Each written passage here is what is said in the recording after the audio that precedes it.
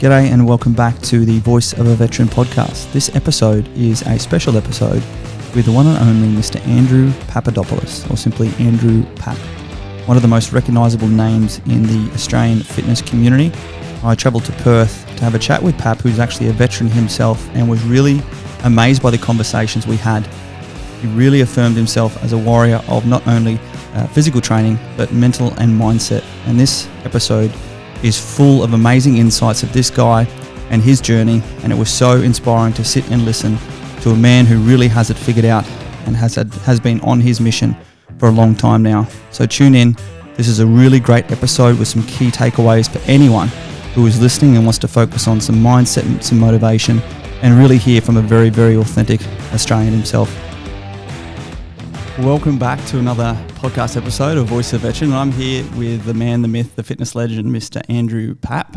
He is the founder of 365 and he has so many different labels and identities, and we might dive into that. But first and foremost, welcome, Andrew.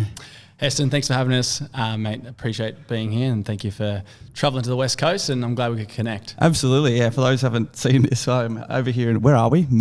Mullaloo, up here over here in WA during the middle of the COVID lockdown. So I managed to get over here from Brizzy after spending that time with Mum for Chrissy. And just before this is the very first podcast I've rolled out by myself. So Pap got to witness me break one of the cables, forget a micro SD card, go and drive into the place that didn't open until 11 o'clock, leave him high and dry without any rations and water. And he's set about digging into his old veteran identity to do what he can. So I want to talk about you. You're known to be Mr. Fitness. You know, I first came across you social media wise in the fitness world, but what do you like to be known as, mate? Like what defines you? What's your identity? That's a good question. Mate, I think, I'm heavily entrenched within the fitness industry, and I don't blame anyone to put that label on me at all. It's heavily, my lifestyle revolves around it. I'm, quite active. I partake in a daily routine that exists solely in that industry.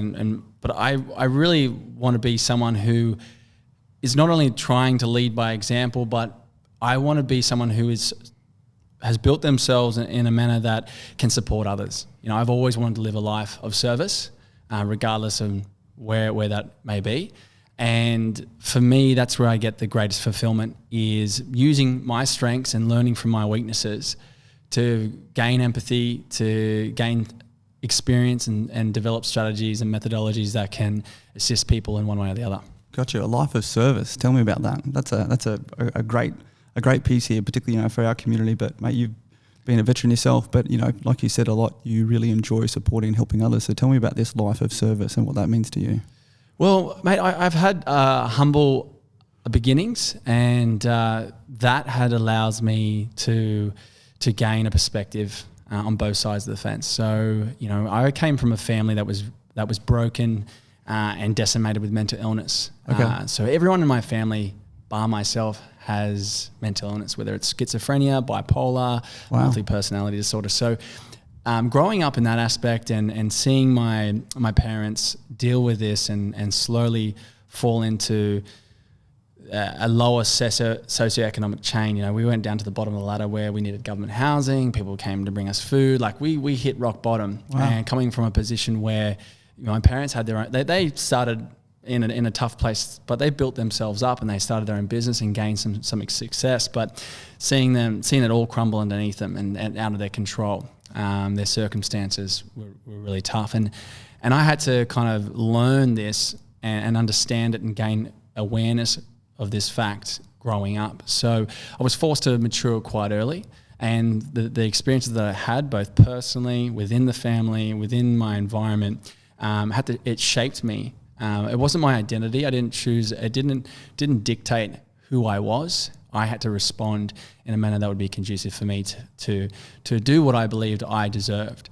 Being surrounded in hardship, being surrounded in tough circumstances, and particularly where I was living in housing commission, pretty much the whole suburb was in a similar state. And it's understandable. I have the understanding that I can appreciate people seeing their environment and believing that's what it is. Yep.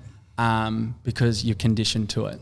But because I was, prior to going into this housing estate, I saw the other side. So I knew that there was other options, but I could definitely empathize with people who didn't and who conducted themselves in a manner that, that society frowns upon or thinks it is right or wrong, whatever it may be.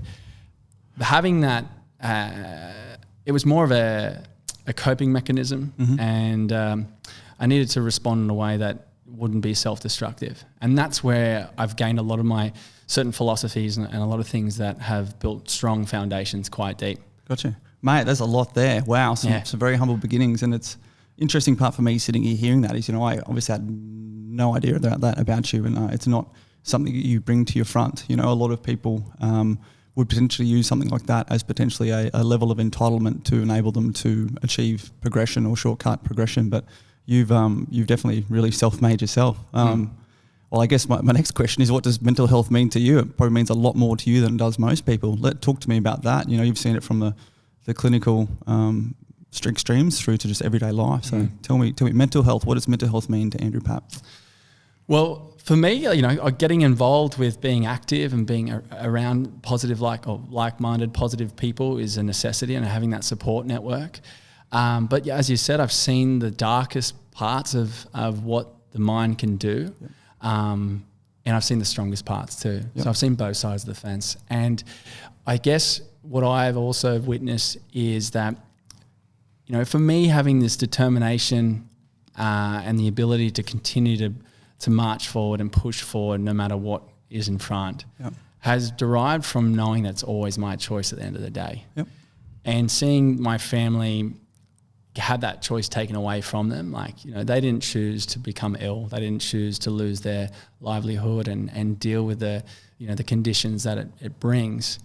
I would never really feel sorry for myself. I could never justify to quit or stop, because I've always had that choice, and that choice alone is privilege. Gotcha. And I think it's natural to have self-pity. It's natural to feel, I encourage people never to be like, you've always got to be positive, you've always got to be happy. It's unrealistic. You've got to be completely have that self-awareness, situational awareness of how do I feel, how's the circumstances or situation making me feel, how does it make other people around me feel, and what's the best way to conduct myself from here on in. And that's where you can define yourself from your actions in response to those circumstances, even when those circumstances haven't been of your choice. Brilliant, mate. You're talking about language, self-awareness, situational awareness. Sounds like you've done a bit of military training back Tell us about your time as a veteran, mate. It was short and sweet. Yep. I finished high school, year 12. I graduated. I wasn't... Whereabouts was this? This is on Central Coast. Okay. So about an hour and a half north of Sydney. And I wasn't completely convinced that university was my calling.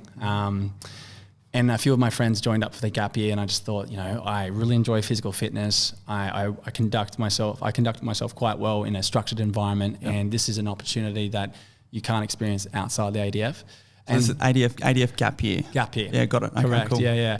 Has anyone served in your family beforehand, or was there any other military ties other than wanting routine and structure and challenge? My grandfather on my dad's side, he was in the Greek army. Oh, wow. And he fought against the Axis back in World War II. There you go. Yeah. Legit. He was a commando, and I've got his I've got all these gongs and certificates and stuff like that. Wow. It's pretty good drills. It's quite humbling to read what he went through. Yeah. Mate, they did it tough back then. Oh, they definitely did. But yeah, so having that as a bit of a background for sure, that gave me a bit more awareness maybe than what other people may have, a bit more perspective. But your purpose for service was more self-development? Self-development, absolutely. I was only 18 and I knew nothing, and I thought, the only thing that grows somebody is throwing yourself in the deep end and seeing how you respond. And so I only served from 2018 to 2019. Yep. Whereabouts? I first was just, you did your boot camp, Kapuka, IAT's training in Singleton, and then 6 months in Townsville. Okay. Which battalion were you with up there? Well, there's 1 and 2 at the time, but we were actually with a separate group called Combat Training Centre, CTC. That's it. Yeah, so we did serve alongside other full-time members, but I think they were the type of people who just weren't coping or didn't want to be there, so they pushed them into CTC. But mate, that was a great learning experience because we got to learn, different weapon systems, different tactics. We got to train alongside the men and women who are going, who are being pre-deployed, doing all their pre-deployment training. So CTC is that element that provides the enemy force for a lot of the training. Just for those listening who haven't heard this before, they go out there and they provide us our enemy party. So we're not just sitting there fighting our own battles, and they do all sorts of foreign weapons, foreign tactics, and it's probably a pretty good place to be able to demonstrate some of your own initiative. But particularly as a gap year, that would have been so interesting to see from your perspective. It was, I always wanted to do well, and I was particularly I was always in a 2IC role, and I just wanted to make sure my guys were okay, make sure we got the objective done, learning along the way, making mistakes and improving, and it was an environment that I did flourish in, and I did get to see a lot in Townsville at the time. I did get to see a lot of guys returning as well, and I got to see and hear the severity of some of what happened in deployment. It didn't deter me from staying on. It actually, it kind of grew my resolve, strengthened my resolve to commit. Just my family circumstances just went south real hard. And after the gap year, it wasn't in a position to be away from home. Okay. So that's one of the biggest regrets I have in my life. Oh, really? Why's that? I always... As in leaving the military? Leaving the military. Okay. I always felt a calling to be of service, and I felt like that was a strength of mine to be in that position. I don't have any regrets now. I mean, the regret would be the wrong word. But I had a good friend in the military who from IATs, from Singleton, and he used to always confide in me, and he was a bit of a troubled guy, heart of gold. He was a leader, and I looked up to him. He was a bit older than me. And, I was with him through a lot of the downs that he went through, and I left, he stayed on, and eventually he took his own life a couple of years afterwards, and we sort of stopped talking. And so hearing that, I know it wasn't my responsibility, and I'm not responsible for it, but I just thought, what if I was still in, and what if we were still in contact? And there's other people out there, going through the same thing. Pardon me. So that's where, I took a few different directions to do as much as I can out here than what I would do in there. Wow. Mate, you are right there exposed close to it on the ground, some of the issues that our veterans currently go through. But I mean, you're obviously set upon your path. It's incredible the amount of just sitting across you, the amount of resilience and experience you have as 30 years old? Yeah. Sort of spring chicken. Well, mate, there's so many layers to you, and it's fantastic to see that. Talk to me how you then became into the fitness. I mean, did you gravitate to that before military service? It was obviously probably very pivotal during military service, but how did, apart from the family circumstances, talk to me about that progression to where you are right now? Yeah, look, as you know, I was in infantry. Fitness is a huge thing, and I never wanted my fitness to be a weak point. I wanted that to not even be questionable, and just focus on everything else that needs to be squared away. And seeing how far I can push myself, and seeing the dynamics that occur within group training, and particularly obviously when the emphasis is to, save each other, protect each other. It's obviously at a grander scale. It's trying to teach civilians that same to I guess insert themselves with as much veracity and commitment and selflessness is hard when your life isn't on the line and all your friends' lives are on the line. But I knew there was a lot of powerful transferable benefits that the military taught me that I could also instill in others. But I left the military and I actually signed up to become a paramedic. Oh, really? Yeah. Okay. So in Central Coast again? Yeah, I was on the Central Coast. Cool. So I started to do all the training and testing for that, and I was waiting for my enlistment date. And in that time, I just worked I was a skilled labourer for almost 2 years. I wasn't really brought up on the tools, so I actually learned a lot about everything to do with anything. And that taught me a lot of lessons. I ended up managing, a group of guys every day, every week. It was minimum wage. It was really hard. It was really hard physical work, but I think it was a great part of my life to gain more perspective on what it's like to have a proper full-time job and work outside of the military and prior to going into the fitness industry. I got my enlistment date, and obviously that's something to be excited about, because I always thought in the military I would move into become a medic in some capacity. So that's why I transitioned to the paramedics. Got my enlistment date, but speaking to a few paramedics were my friends. And then as I evolved over those few years, I realized I wanted to be more proactive than reactive. Got it. Okay. So I left. Good. Yeah. Good words here. Good words here. Yeah, I like it. Yep. I decided to leave and put that behind me and to get into the fitness industry, because even prior to the enlistment date and I was running this job as a skilled labourer, I started to run outdoor training sessions and bring a lot of those dynamics and things I learned for people just to come for free. So I was running 3 nights a week, 30 people, mix of males and females, different types of training. I used to train with them. And so then that sort of progressed into maybe I can actually bring this to a business and a career and a lifestyle.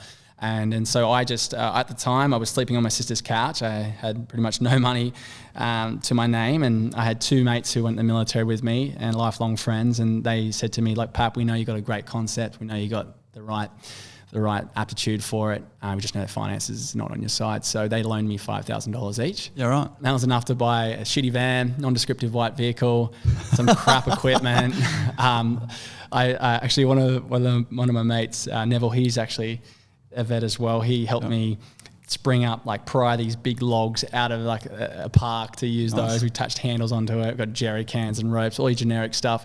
Perfect. And I got my certificates and my license and my permits. And I bought brochures and went door knocking, just went hustling in the streets. And I started what we called Battle Fit Australia, which the acronym was just from BFA, Basic Fitness Assessment. And I was like, I'm going to name it Battle Fit Australia. It sounds bigger than it is. And all of a sudden I had 50 people joining the first 10-week progressive fitness program. And mate, it was fantastic. I was back into my element, leading people into some questionable training. Now I look back at it. But what people learned from that was, it just exposed them to something that they were never exposed to before. And people became strong, resilient. They started to give a shit about other people besides themselves, and realized that, their capacity for what they can actually take and give is so much higher than they previously knew.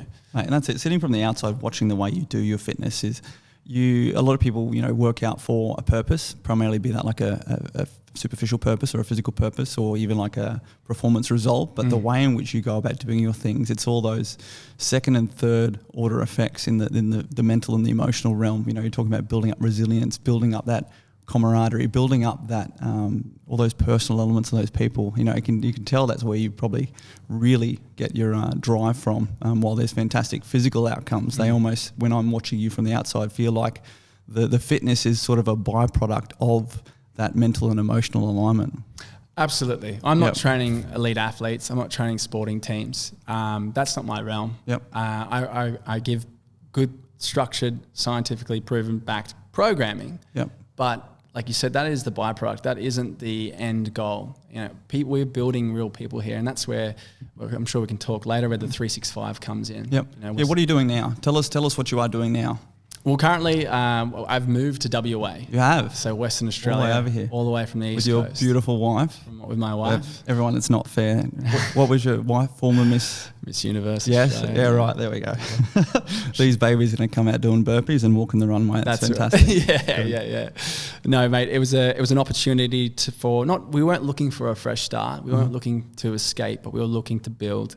I feel like it's the next chapter in our life. We're wanting to build a family, and Renee's family's here, my wife's family's here. We're building a house, and it's the lifestyle that was enticing in terms of slowing things down. We got everything that we could get from Sydney, and it was a great experience.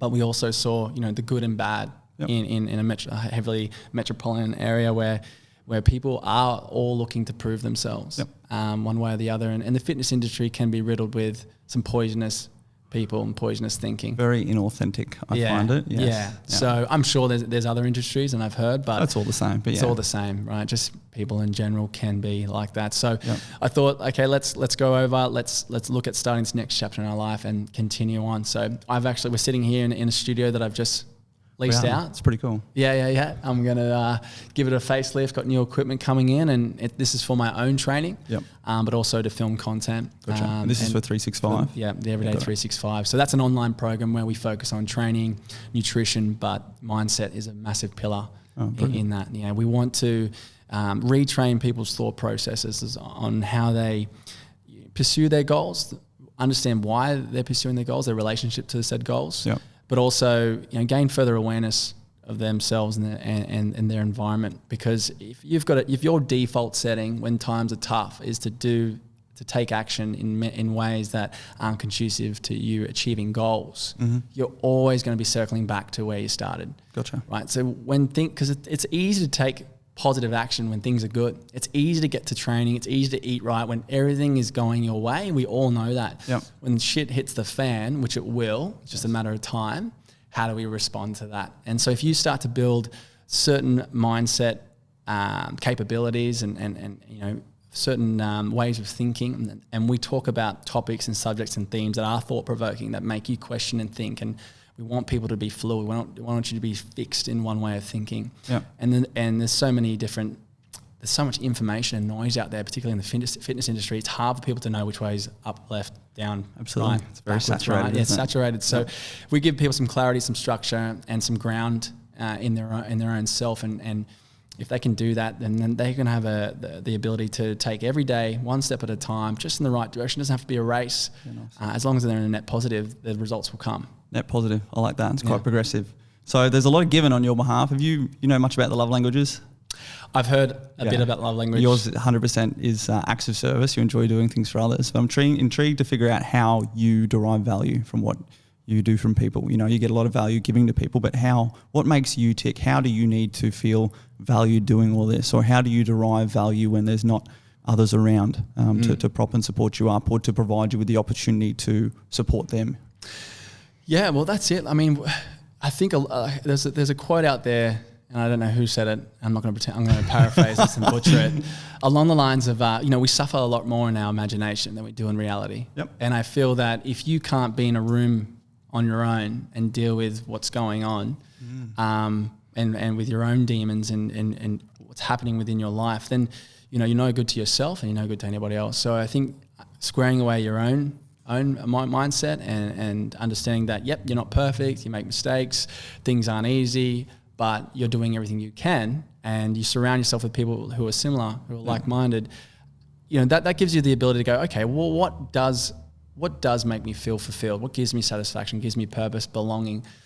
And I find we just don't get taught in today's society. The social culture isn't about giving. Yep. It's a lot about building and making something of yourself, and there's a lot of I, yep. And which this isn't a bad thing either. It isn't bad to look at wanting to get greater finances, build your career, build your physique. Mm-hmm. These aren't problems. It's just your relationship to these problems. Goals aren't problems. Yep. So if you feel like that you are somebody who has low self-esteem and isn't worthy unless you achieve X, is the problem.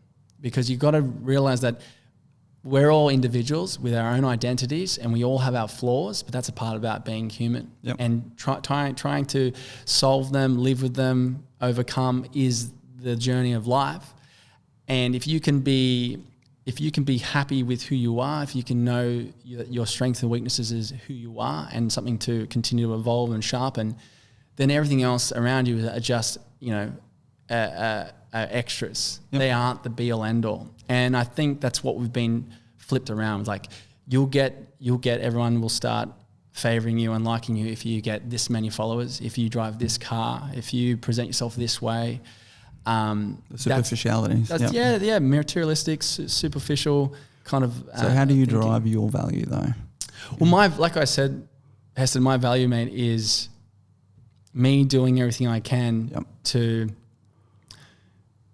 When helping other people, in whether it's just helping someone walk across the road, pick up rubbish off the floor, gotcha. Giving someone a call who knows who's in grief, or physically doing so, whatever it may be, that just ignites me. Gotcha. What about when you're alone? Okay, when it's just you? What is that inner fire? Is it just simply looking forward to that next? You're a planner. You're looking forward to that next opportunity. When you're in your quiet moments, when you're at your own personal demotivating moments, what is it that really sparks you up? Well, that's it. We're all going to hit that moment, and we all deal with it different ways. And I mean, for myself, I prefaced this conversation, was the fact that I have a choice is a privilege. Yeah. We don't get to choose our circumstances. We all get dealt different cards, and it's going to be easier and harder for other people depending what you're looking at. But knowing that I've got to deliberate with my own self and try to rationalize things. I don't necessarily have to understand it, but I have to know that at the end of the day, I've got to take that extreme accountability and responsibility. And I can't point fingers at anybody else saying my life would be better, it would be easier, this wouldn't have happened to me if A, B, and C.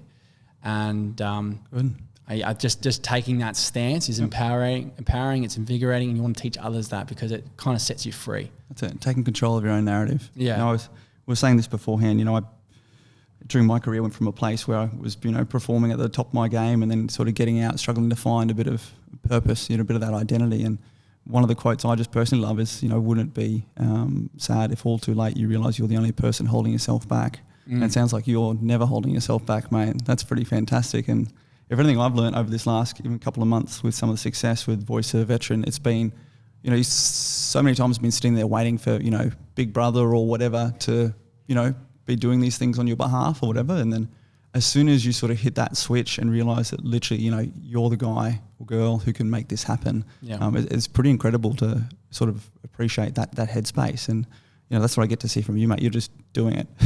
Well, that's it. We are the catalyst, right, to anything, whether it's good or bad. Yep, and absolutely.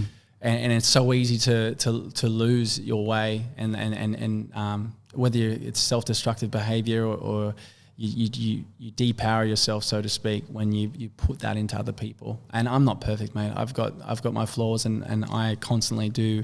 I constantly slip up and do wrong, but being honest with myself and being honest with others, that genuine sort of frame of mind. Because if it's easy to lie to yourself, it's easy to say, I'm training hard enough. I'm putting myself out there hard, enough. I do good for other people, and you start to believe it. So that's where these training protocols and certain group dynamics that I learned from the military really were transferable benefits for people, sort of deep-seated minded antics. So, not cutting corners, like don't short rep yourself or don't, whatever it may be. Why is that important? Well, if you're going to cut corners in your training, obviously when it's test time, you're going to fail, or you're going to cut corners in your relationships, in your career, and you start to grease that groove, that habitual thinking, that default setting where you're just like, fuck, it's hard. Yeah. All right, I'll just stop and say I did it. Mate, there are so many brilliant golden and diamond nuggets I want to pull out of this from, everything you're saying is through a lens of responsibility. A lot of conversation I have with people where I find they lose their way is when they start looking at things like they're entitled. That's where they start to get that negativity.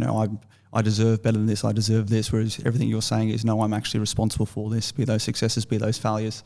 And in that accountability piece is so huge, and self-accountability is one of the hardest things to do. Yourself in the military life where people talk about discipline and motivation. It's so much easier to have someone else be accountable for you. I know I myself, getting out of that military culture, I was always responsible for others. And that self-accountability personally over the last year was something I really dropped off. But you can tell, mate, you have that mindset. And then the last piece is, we focus a lot on, and I'm trying to get people to focus a lot more on their purpose, why they want to do what they want to do. But as you're saying, one of my favourite quotes I got from my dad is, throughout life, be good at your job and be a good person. How you do what you do will define who you are now and into the future. And how you do, and focusing on that, not just getting the outcome, is where people are going to learn along the way. And you're talking about things like muscle memory in that process, be it not cutting a corner on a rep, is so applicable across every part of your life, because you're actually training mental muscle memory and attitudinal muscle memory. It's so critical, and it's so impressive sitting here listening to you draw those out. And for everyone listening, I really want them to take those golden nuggets away. And it's funny you say that, even something as simple as not leaving the workstation or your training to go and get a drink of water. Think about other people, right? People still in the trenches. Is that because Gatorade's better? Gatorade's way better. No.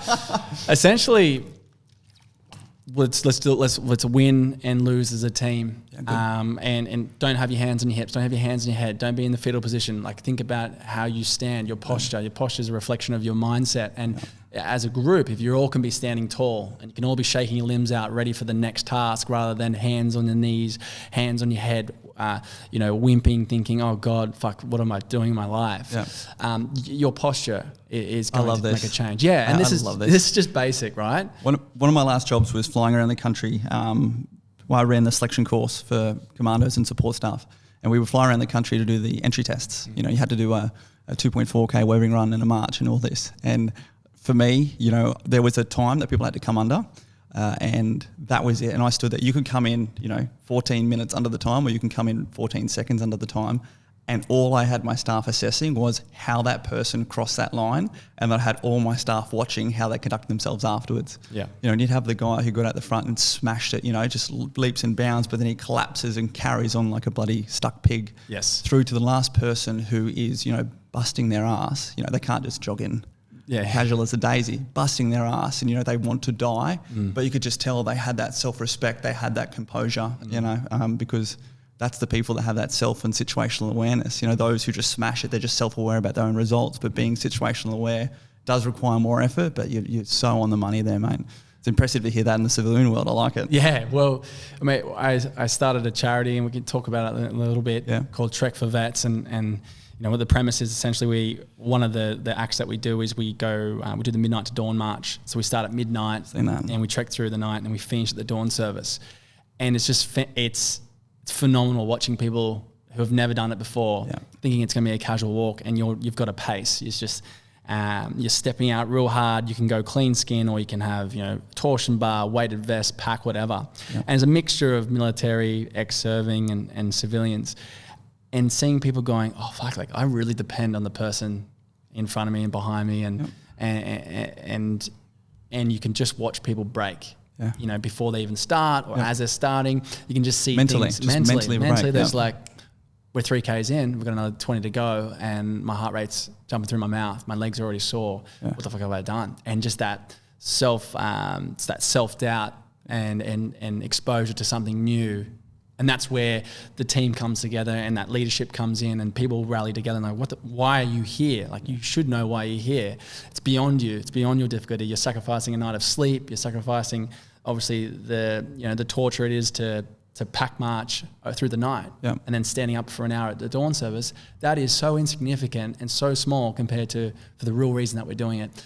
And giving people that inner fuel to come through. So that's so awesome. You do that every year before Anzac Day. Finishes on dawn service. Correct. Yeah. Cool. So whereabouts? It started in 2015 on the Central Coast. We go through a really good national park through the Central Coast, and it started with my battle fit crew. We only had like 30, 35 of us. Last year, the year before last, we had about 350 to 400. Okay. And we had different contingents around Australia, so Brisbane, Canberra, and places in Sydney. And so the last year in 2020, we were meant to have 12 locations, and we had numbers. It was something that was just a concept, and it really derived from me at the dawn service. It was pouring down, raining, and there was these two girls in front of me. They said, you know what, our Anzacs would have had to fight through the rain. Yeah. I just thought a little bit of adversity made the day more significant for these girls who had no idea. And I was like, fuck it, let's get people to march through the night and singing the same song and know why they're there, and donating funds to a good cause. And so I really want to get massive groundswell behind this and get this across the country. We've got New Zealand, America, and the UK are interested as well. Jobs on. I don't love that stuff. Mate. There's so many elements to that. Like, I have always loved and gravitated towards fitness even after service, because as you'll know yourself, mate, it's the great equalizer. A push-up is a push-up. Doesn't matter if you're a CEO or the assistant. A push-up is a push-up. Through adversity, in crisis is when we show our true colours, be those character, be those culture.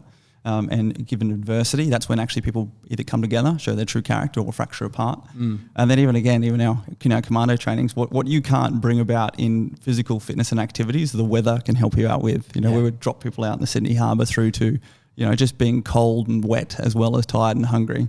There's nothing quite like it, mate. So you've mastered those elements, and then take people out into open spaces. We're talking about that sort of awe training, or just feeling smaller and insignificant, in areas where you feel smaller than everything else, helps to remove that anxiety that people carry through and walk around carrying with these every single day. So you've really got a winning formula there, mate. And then giving people a purpose where Anzac Day in our veteran community is so pivotal. And I mean, so many of our veteran community were hurting not being able to celebrate it last year. Yeah.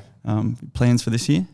Mate, we are actually marrying up with Mates for Mates. Okay. So to become, we always pushed our money to Mates for Mates because, we could have become a charity, but the problem is that I don't have boots on the ground to where this money needs to go. Yeah, gotcha. I'd have to go out, research, good on you. So I wanted to push this forward to people who are already built the foundations. Yeah. Doing my research, speaking to friends, this seemed like the best idea, and so we've been donating to them every year. Yep. I did some work with them on social media actually recently in a recent campaign. They asked me, "Hey Andrew, what would be your fee to post up and advertise this campaign?" And I laughed. I was like, I can't charge charity. that I this is against everything. So I said to them, "What's your budget?" Because and I sound like an asshole, but I'll finish this on a good note. Uh-huh. And they said, "Oh, we've got $1,000." Yep. And I said, "Oh, I can do a post for $1,000." And so I post up. I told them, "Yep, send the money to me." And the funny thing was that the whole campaign was about if you donate your money on a particular day, they double it, their partners. So I just donated $1,000 back and then made them an extra. Good tactics. Yeah. So, no, it's great. Jeez, they teach you a lot on that gap year, don't they? Good to go, mate. Yeah. So it was great to obviously give back and help out with this great cause. They were able to raise over $100,000 and do some good things and host some new programs. But they have asked to officially partner with Trek for Vets, and so they've got, like I said, the boots on the ground and everything to sort of get this to the next, scale it up. All about it, but I raise Voice of Veteran as like a communications platform, mate. We're not a charity, we're not any of that. There's so many others who are boots on the ground doing so much good stuff, and if anything we want to do is just like help amplify those. And it's awesome having you did your bloody gap year, mate, and you're still there contributing to the veteran community. That's epic. So well done for that, mate. Well, mate, this is a part of the healing process for me, for seeing my friend. Yep. And this is like, fuck, I have to give back some way. So, being able to do that, it helps me, and it also I know that I'm doing, hoping to prevent this and for other families as well. Absolutely, mate. Just in the current culture and climate that is everything to do with COVID and mental health and physical health requirements. It's just so epic that, essentially in my head, we have you out there as a training cell putting civilians through this sort of experience stuff, which is stuff that, I happily have things like, everyone who doesn't have a career set after high school goes and does gap year, or if in the meantime we have as many people doing this, how can people find out and get on board with this? With Trek for Vets? Yeah, absolutely. I love it. I've now got it's a feather in my hat that I want to make this happen bigger and louder. Yeah, awesome, mate. Thank you. No, it's we've got a website, tretforvets.org. Okay. But we are building a new website. I am jumping on the phone with Mates for Mates tomorrow, and we're going to scale it up and to obviously get it across the nation, mate. To start making funds that are going to make meaningful impact. But it's really about connecting. Yeah. Bridging the gap between the civilians and veterans, and for sure, building that community, knowing that there's more to supporting our vets beyond Anzac Day. Absolutely. You got to be proud of your country and what we've done and the people who have served every day of the year. And just a small context of what they, as you know, that's sort of like a basic training piece. Exactly. Just some small context of what people go through. Yeah, it's about giving them an opportunity to give back, because not everyone can go and serve 4 years plus. Yeah. So if we can give them an opportunity that entices the fitness community, there's a large pop who are into trying something new. Like you look at obstacle racing, you look at all the running events. If we can entice that community with a greater purpose than fulfillment of achieving something for themselves, but now supporting others. How you do it? And then we just grow it. Yeah. And every contingent that we have is ran or supported by vets. Yeah, got it. So I don't want this is not going to be like, Jim Ono will take over and someone over here, Joe Blow. It needs to be people who are grounded, who understand, who know how to conduct files and files and files of people. Gotcha. So we have, with hundreds of people. Cover off. Yeah, we can't step off at midnight. Yeah, gotcha. Because there is a sense of urgency where it's time sensitive that you've got to get to the dawn service. So we've had moments where we've had to pick people up on our shoulders and just run with them because the support vehicles can't get where we're at, and we're just, stretcher carries from the rear, man. Get into it. It's brutal in some points, but mate, it just like you said, it gives them a little bit of a slither of what happens. For sure, and even just that, mate. Veterans also empowering veterans to give back as well. That's a huge part. So much of what we're doing is that veterans helping veterans and just others helping others. It's so therapeutic, cathartic for you to be able to be that force that actually provides that support to people. And particularly in your case, mate, what you're doing there is providing veterans with, something that is actually sort of bread and butter for them. Yes. And to be honest, mate, in this COVID world of 1.5 meter spacings and everything, who better than to maintain spacings and distances and files and that is things are ticking over in my head, particularly if we have to face another Anzac Day this year on lockdown. These sort of activities, if run professionally and expert, as you're sort of saying, can help mitigate all those requirements to still achieve what is needed on that day, and reflecting, remembering, but also bringing together people for that community piece. So that's awesome. All right, we're gonna talk more on this. We're gonna social media stuff and get amongst it. Awesome. Mate, you are a very happy, cheery character. When are you not? What gets you down? What really brings you down to, or where have you been at your lowest? Good questions. Look, I'm into my ultra training, ultra events, so multi-day, multi-stage events where you have issues though. Yeah. Again, Heston, this is a part of where I started, and I think you can't. It's that mental game. Everyone can fluff a 100 meter run. Yeah, mate. Anyone can do that, but 100 kilometer run, 5, 7, 8 day run, whatever it may be, you can't. You've got to work for it. You've got to build. You've got to fail. There's the highs and lows, and so the correlation between life and ultra running or ultra events is very similar. Where if you're going into an ultra event thinking it's all going to be okay, you're going to lose, or you're going to suffer a lot more. If you go into it knowing it's not even losing, it's probably just pulling out. Yeah, people may lose the cutoff times. They might self-withdraw. That's right. But if you're going into it realizing that, there's going to be lows, I'm ready for it, and I know what to action and how to think when I hit those places because it's inevitable. Then you're going to enjoy those highs, those euphoric moments that we discuss about feeling small, feeling insignificant, being having that euphoria of like it's that transcendence beyond your own problems and day-to-day things. You're doing something that gives you fulfillment, doing something that's beyond what people would say is normal. It's really invigorating, but hitting those lows and then going, this is how we're going to respond. You finish the race and you feel like you've achieved something really, really good. So it's also the preparation and the structure it gives you, and knowing that if you obviously shortcut your training, you're going to suffer immensely during the time that you put yourself through. Got it, mate. So you have to go out there and give yourself these physical challenges to hit those low points. Yeah. So look, life for me, personal life, personal circumstances is hard. It's hard enough, and there's a lot of low points, and I've been through stuff that, we all have a story, and this is not me feeling sorry for myself. Been through things that aren't easy, and that is something that. I don't want. I'm not running away from anything necessarily. It's like I also don't know whether some of my family members didn't fall ill with mental illness until they're in their 30s. Yeah, gotcha. So I don't know whether it's a ticking time bomb. Yep. But I'm not living in a life of fear. Oh, I'm just taking control as much as I can and doing everything I can to set me up in a position that I could hopefully mitigate that ever happening. Well, I reckon you're doing pretty well, mate. But one point is, where those fractures or potential break-in points occur is transitions in our life. You've been through a lot of transitions yourself, some planned, some not planned. Your transition over here to West Australia has been very planned. But like we're saying before, you've got your wife's family over here. What about your own sort of support network? You've gone through a very large change, a very large transition from professional career. I know you've got a lot of things going on, but how fresh is the move over here? Let me look at my watch.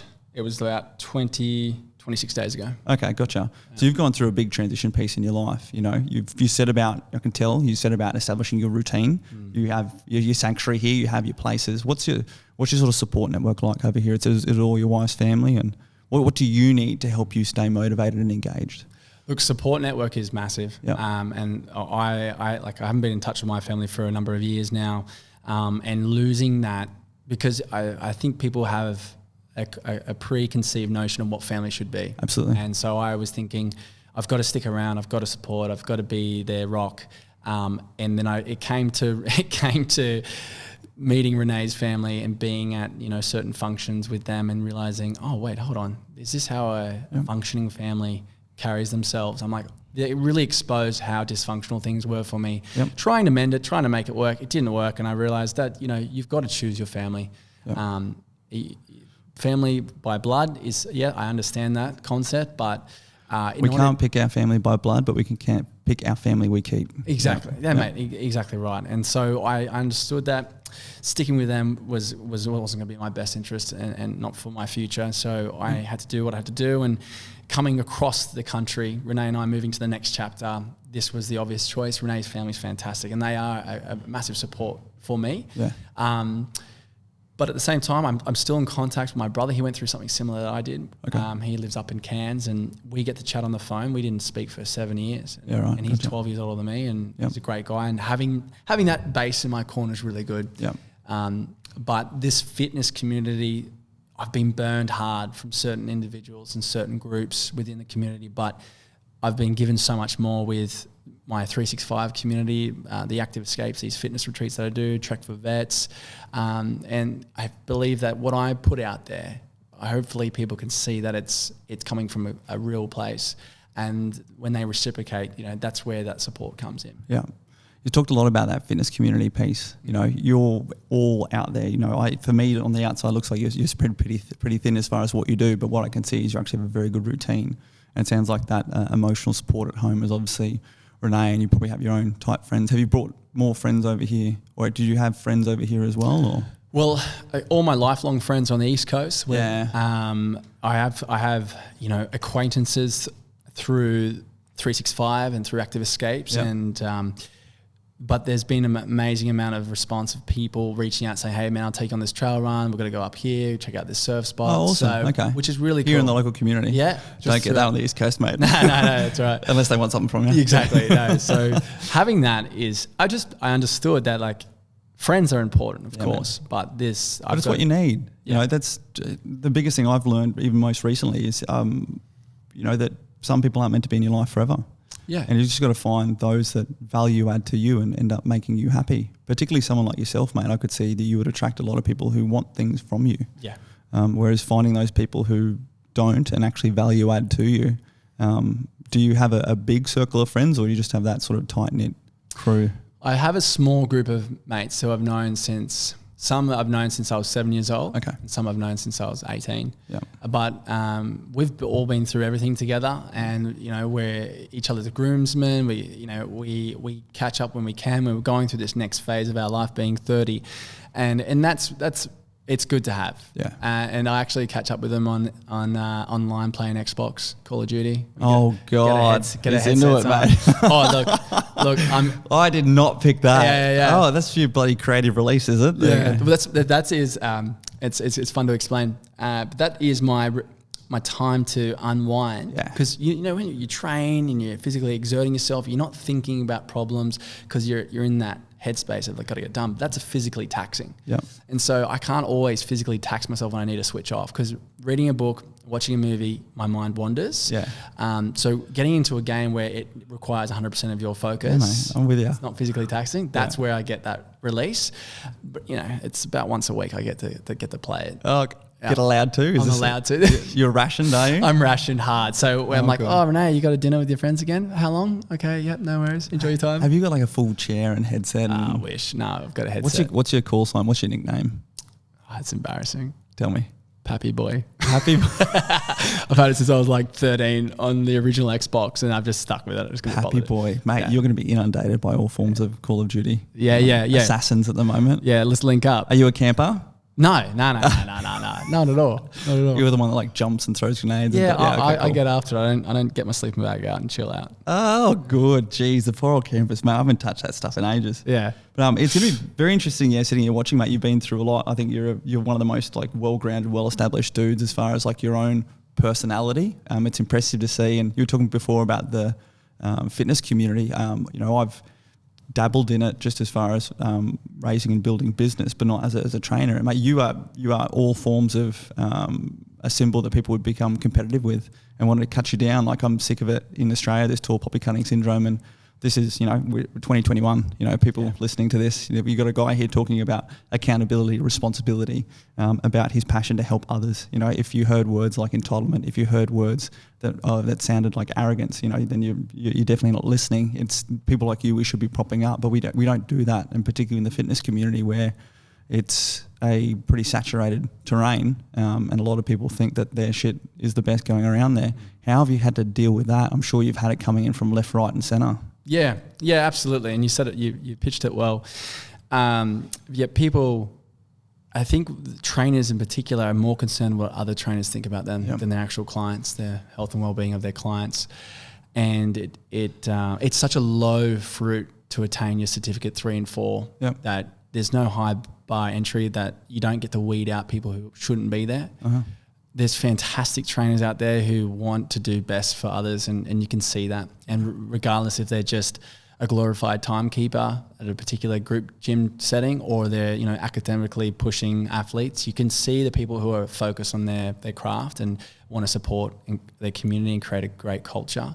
But you just get everyone in between who are looking at others and like, how can I use that person to capitalize my own gains, and how can I, social climb and all these other things, it's sad because they're not putting their job at the forefront through their actions. Their purpose is completely wrong. Exactly. And I think a good way of looking at it is if you can't champion someone's success or mourn someone's failures, if you're not doing that, it comes from you, right? So if you achieve some great success, I'll be the first person to tell you, well done. I'll be the first person to tell you to pull your head in as well if you're doing something stupid. Accountability, But I'll also be the first person to give you a call, see how you're doing if something shit happened.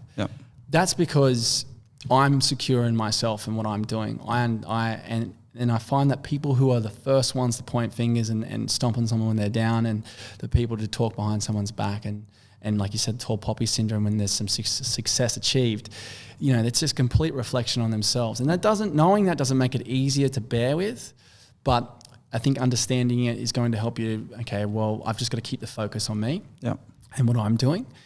I don't know whether it spawns from us being convicts, mate, and always being for the, honestly, this is what I've thought about this. Good, all right, I like it. Coming from a country where we were all convicts and we were always kind of had our fist up at authority, and it's all about the underdog. That's where I think our mindset is wrong, where you look at America, who went over there to start a new life, to pioneer and to explore. They're the ones who really, what I've seen, champion each other's success. Someone could take off their shirt and flex, and people are like, fuck yeah, that dude's ripped, how good. You do it in Australia, you get a tomato thrown at your head and saying, sit down, right? And I'm just using that as a simple analogy. No, I'm with you, absolutely. And I just find that, if you've got that mindset of and thinking that, you want to chop everyone down who's doing good, and you're not going to support people when they need you, I just don't find that you're going to get anything from yourself. Yeah, I feel that it can be very sheltered here on our beautiful island down here in the south, and you're right, but it's something definitely ingrained within culture. But I mean, this is the great part about culture, you can change it. And there's guys like yourself, mate, who stand up, and it comes from that place, like you said, just being secure in what you're doing, but also being insecure why you're doing it. I'm sure you're not always secure in what you're actually doing there and then, but you're secure in why you want it to be done. And even like you're saying in the fitness industry, focusing on the outcome for the person you're supporting, as opposed to, fitness is so individual. Life is so individual. How can people become so competitive with each other when your outcome is to derive the best value for the individual, the group, whatever you're sort of doing? It's just, there's such low-level petulant conversations, and it's so easy for people to get caught up on them. But I mean, even to anyone listening on this, even the great man like Andrew Pap, I'd see you get it left, right and centre. It's so important just to not buy into it, just to keep doing what you're doing. It's hard, mate. We're social creatures, Absolutely. When someone tells you something...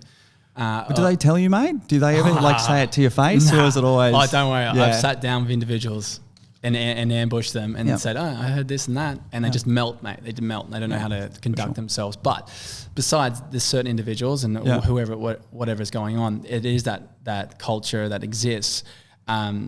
People, I think social media really inflates that. Yeah, absolutely. And it is it's so easy for people to get on social media and themselves not actually come out attacking, but it just starts, by them potentially dropping something little, potentially thinking you're not being authentic or whatever. But it's so easy, I find it myself, to suddenly just stop myself. It's like, hey, would you say that to that person's face?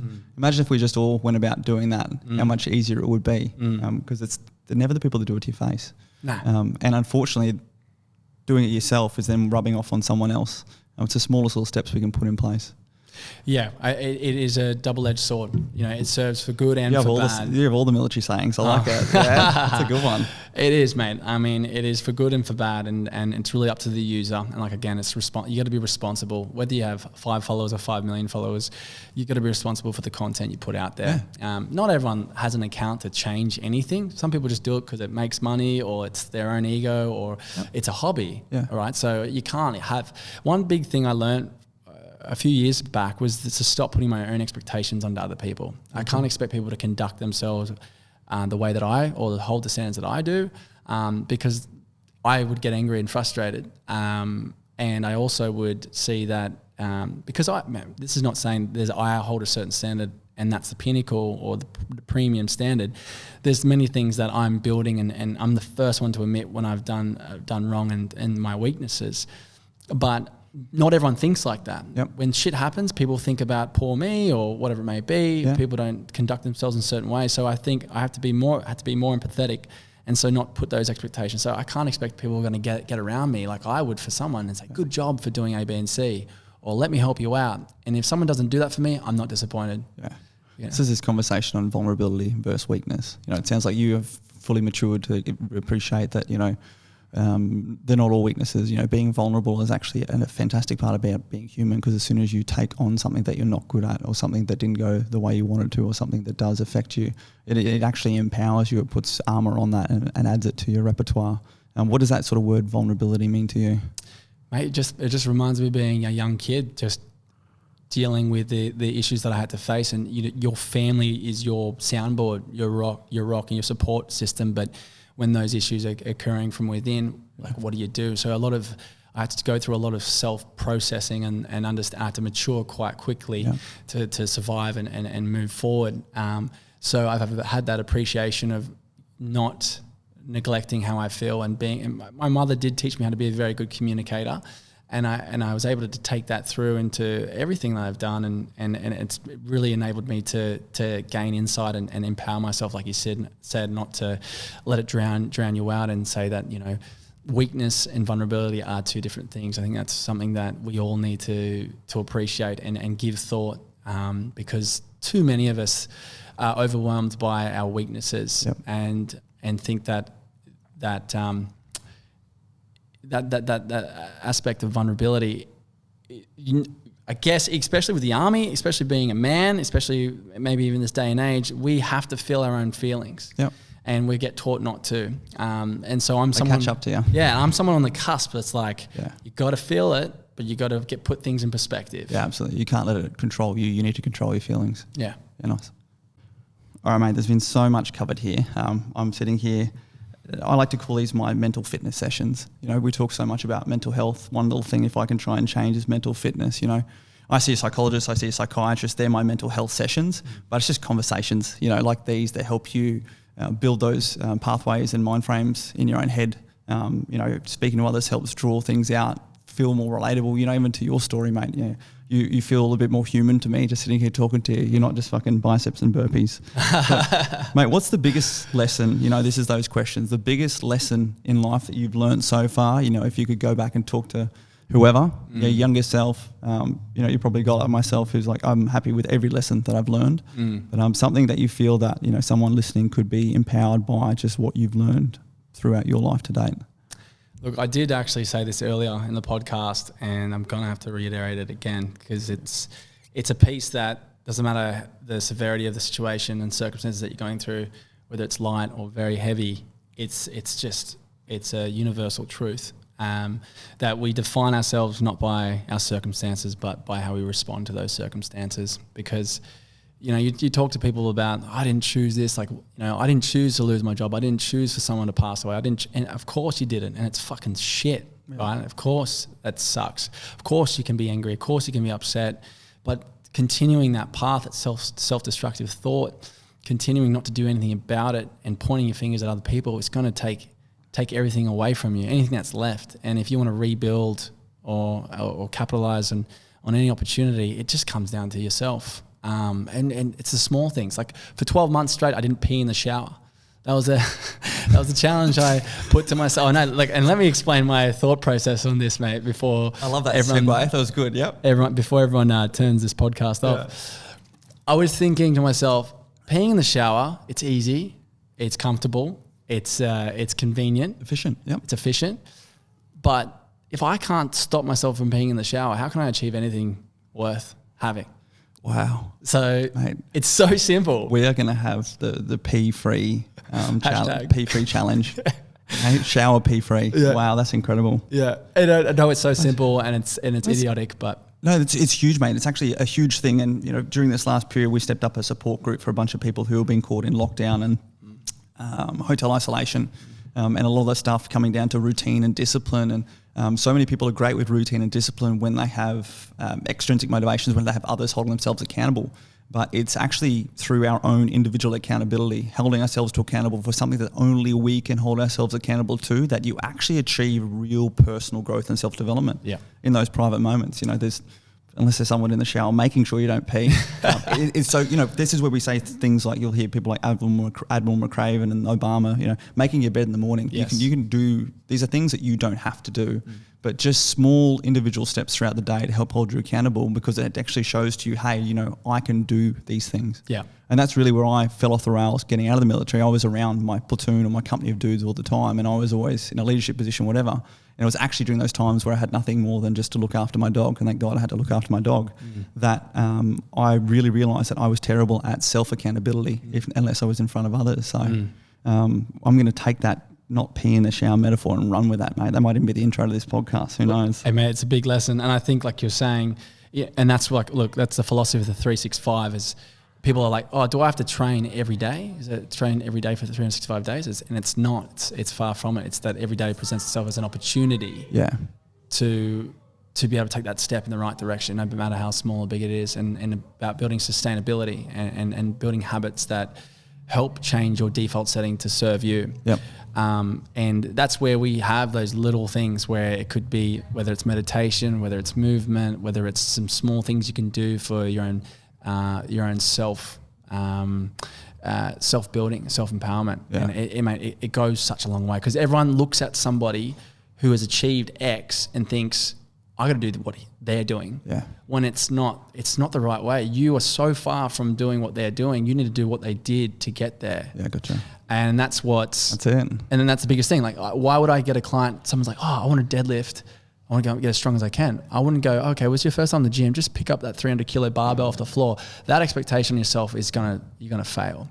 You got to go through all the highs and lows and everything that surrounds achieving such feats. Yep. And that's what the everyday 365 represents. Absolutely, you're building those pathways, mate. You're all over it. All right. What is the future? This is my old and saggy question. What is the future of Andrew Pap? Mate, you're on a mission. You're a man on a mission. You've got your purpose. You've got so much bubbling potential. Where are you in 10, 20, 50 years when you are old and saggy? Old and saggy. Yeah. Yeah, I understand. Look, mate, hopefully the aim is to be surrounded by loved ones and family of my own. Yep. To be continuing to self-evolve and push myself year in, year out to new endeavors, whether that's, running through the Alps, doing an Ironman, doing all these things that gives me that structure, gives me that purpose and appreciation of, the benefits of being disciplined. Yeah. And having those transcendence moments. Yeah, gotcha. When you're within your own craft. Focusing on the 365 and expanding that. And also making Trek for Vet something that's unmatched in terms of bringing communities together and making a big difference. So, brilliant. And raising kids to feel and think the same. That's it. Move to WA to maybe have some chitlins. Yeah, that it's a great place for it. Yeah, and it gives us the ability of having the support from Renee's family. Don't let them go swimming out there in the ocean too much, mate. The big sharks over here. They're terrible. But that's great. I want to quickly jump on that. People, what you saw was a lot of people think that they need to have, these end goals. When I'm, 80, I'm going to have this. I'm going to have this. I'm going to have this. Family is definitely one of those key things. You mentioned a couple of key projects there, but what you've actually demonstrated is that sort of open goal mindset. The focus is 100% on the journey, how you're getting there, to making sure that wherever you are in 5, 10, 15, 20 years, you are growing and increasing your capability as an individual to tackle anything that needs to be faced. A lot of people get so hell-bent on achieving individual accomplishments, and it's pivotal to have those. So as we have that response and that feedback and that accomplished feeling, but that sort of proactive mindset that you have to continually self-develop is impressing, mate. And how can our community help you? How can we help keep you accountable? Mate, look, I have a platform on Instagram which has been amazing to be able to share my life on there, or bits and pieces. And it's just Andrew Pap. Andrew Pap. With a big blue tick. So yeah, Andrew_Pap_. Yeah, gotcha. Trekforvets.org is a big thing that people can go on there and just keep up to date, whether it's the Facebook group or on the website. Awesome. There's going to be big news coming for 2021, which is exciting. So if you're going to do good by me, do good by Trek for Vets. That'd be great. Good. Okay. Really appreciate it, mate. Well, thank you so much for your time, legend. It's been so impressive sitting here listening to you as the person filled with purpose and accountability, and you're wise beyond your years, mate. You're like a fit fucking Buddha sitting across from you.